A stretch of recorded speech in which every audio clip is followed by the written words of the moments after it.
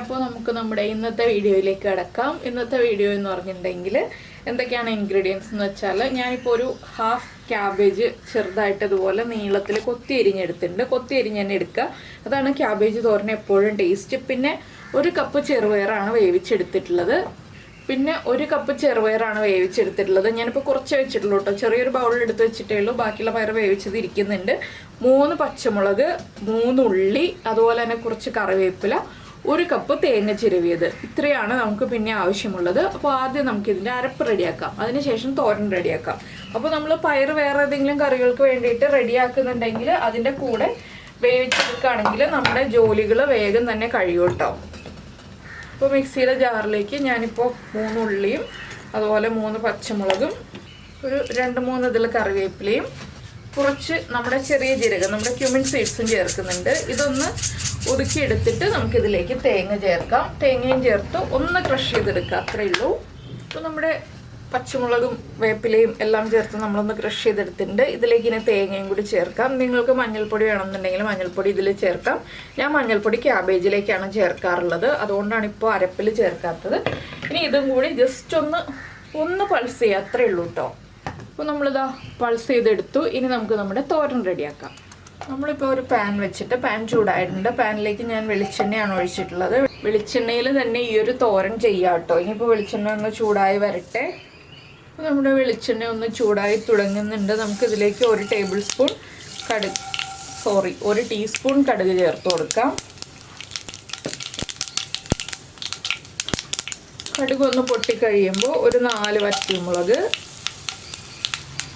അതുപോലെ തന്നെ 2-3 തണ്ട് കറിവേപ്പില,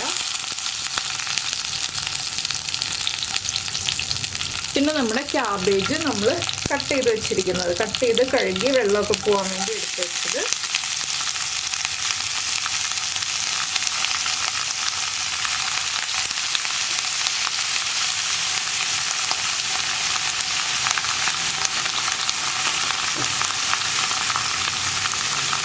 ഇതിലേക്ക് ഇനി നമ്മൾ ചേർക്കുന്നത് 1/2 ടീസ്പൂൺ മഞ്ഞൾപ്പൊടി, ആവശ്യത്തിന് ഉപ്പ്. പയറിൽ ഞാൻ ഉപ്പ് ചേർത്താണ് വേവിച്ചിട്ടുള്ളത്, അതുകൊണ്ട് ക്യാബേജിന് ആവശ്യമായിട്ടുള്ള ഉപ്പ് മാത്രമേ ചേർക്കുന്നുള്ളൂ.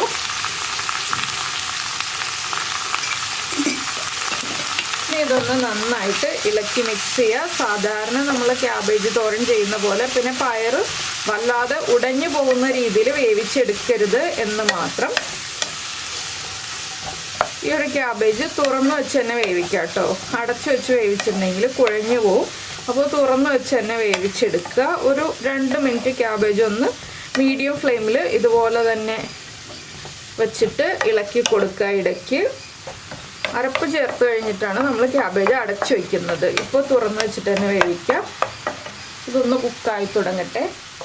അപ്പോൾ നമ്മുടെ ക്യാബേജ് നമ്മൾ വേവിക്കാൻ വെച്ചിട്ട് 2 മിനിറ്റ് ആയി. ഇതിലേക്ക് നമുക്കിനി നമ്മുടെ അരപ്പ് ചേർത്ത് കൊടുക്കാം.